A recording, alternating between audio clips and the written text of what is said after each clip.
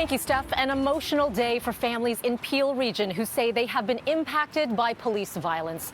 They met with the region's mayors to demand justice. I'm hurting badly, and it's taking its toll on me and my life, and this whole situation has taken a toll on my family. No justice, no peace! Protests outside the closed-door meeting and a powerful speech from Chantal Krupka, shot by a Peel Region police officer this past Mother's Day. A petition was presented to Mississauga Mayor Bonnie Crombie and Brampton Mayor Patrick Brown, listing demands that include a reallocation of police funds and compensation for families. Both leaders agree that the meeting was an important step forward.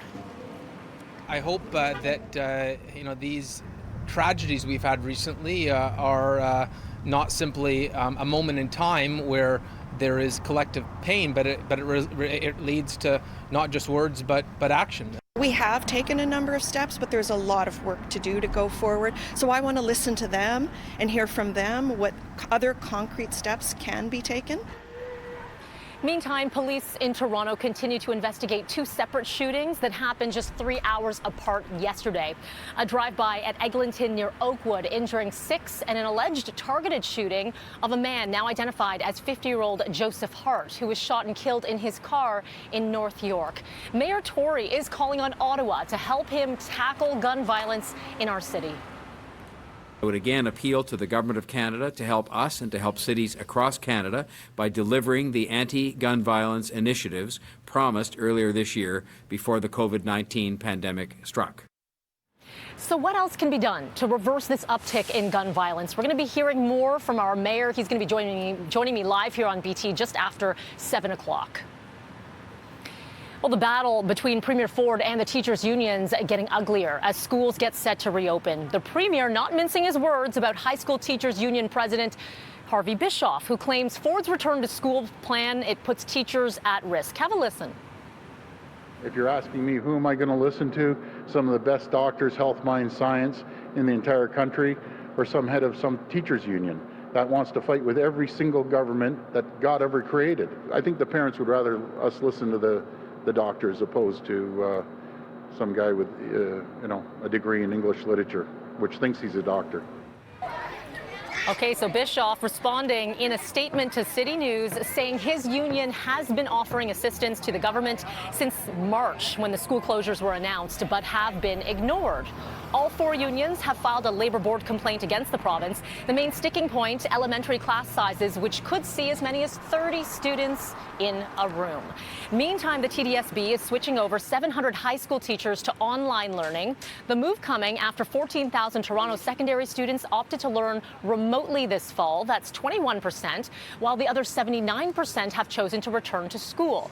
The first day of school in Toronto at the TDSB is September 15th.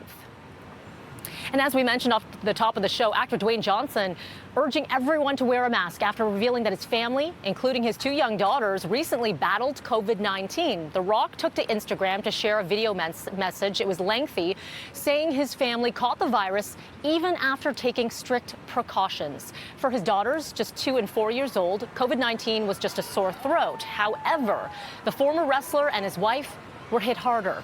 Johnson again urging everyone wear that mask despite the ongoing debates. Wear your mask. We have been in quarantine for months. We wear our mask every day.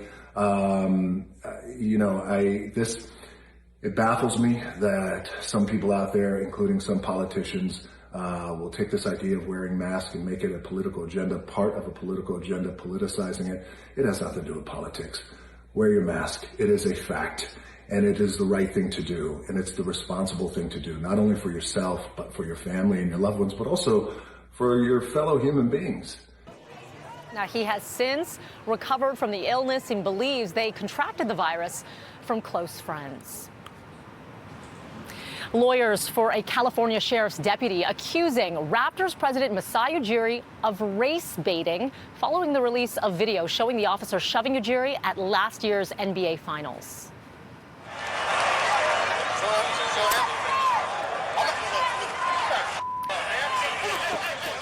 And this here is the body cam footage that you're seeing now. Lawyers for Alan Strickland claiming Ujiri's lawsuit is a, quote, willful attempt to mislead the media and the public and taint the jury pool.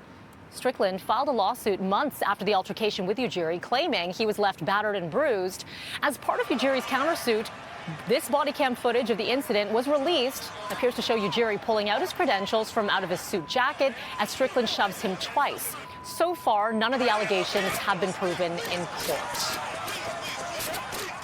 Well, a lot of parents have made the tough decision to keep their kids home from school, which means they could be taking on a new role, and that is of teacher. So how can you keep your kids entertained and educated all at once? It's going to be a tough one. We've got some tips coming up at 7:40, and that's also our interview coming up with Mayor John Tory as a reminder, coming up at 7 o'clock. Meantime, up next in business, if you thought the housing market would take a little halt due to the pandemic, well, think again. We're going to tell you just how much GTA home prices soared this month. You might be surprised.